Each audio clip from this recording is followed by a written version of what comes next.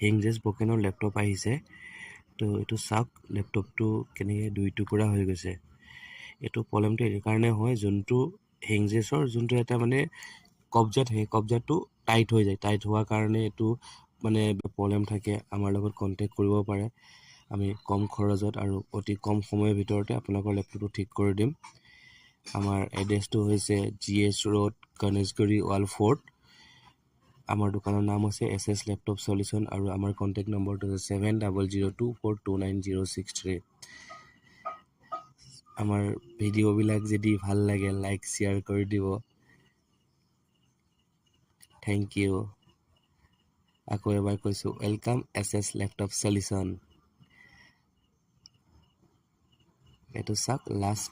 ধুনীয়াকৈ ফিনিচিং দি দিছোঁ আগত পূৰা দুই টুকুৰা হৈ গৈছিলে তো এইটো একদম পূৰা বঢ়িয়াকৈ ফিনিচিং